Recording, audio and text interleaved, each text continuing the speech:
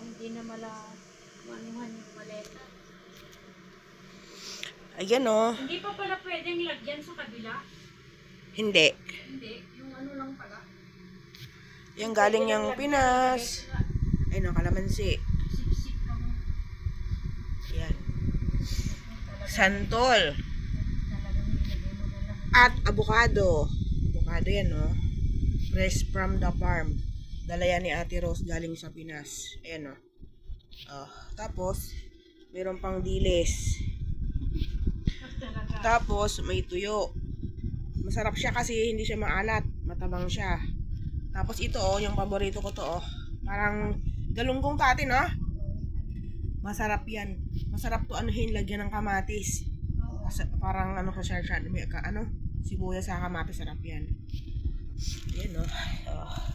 Ito lang oh, masaya na kami oh. Pag may galing sa Pinas, ganito lang yung gusto namin. Ito ang panalo talaga.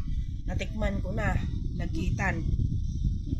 Kahit wala siyang asukal, walang gatas, makakain mo siya kasi malinam nami. Yan ang avocado lagitan ng Pilipinas. Ayun, santol oh. Nilunok ko yung buto.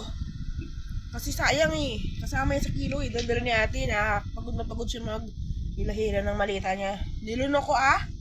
Sayang eh. Oh, man. Oh. Oh, saan ka pa? Ayan ang saging, manibal na. Pag-iisipan pa dito kung anong gagawin dito, kung lalagain ba to o banana Q. Siyempre, di tayo nakakatikim ng banana Q na talagang saging talaga natin to sa Pinas. Masarap ang iprito yan. Kasi yung saging dito, hindi mo malaman kung may lasang tubig o lasang asin. Oh, pag niluto mo yung saging dito na saba, matubig.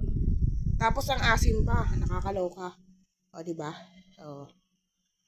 So, tapos na guys. Ayan, thanks for watching.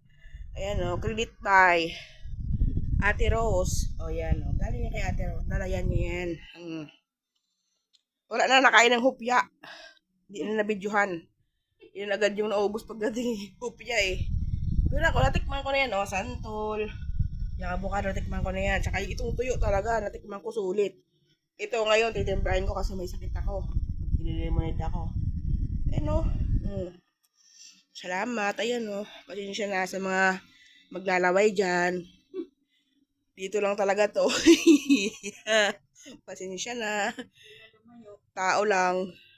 Hindi na lumayo, dito lang naman talaga. Ang lumayo lang yung iyo ito.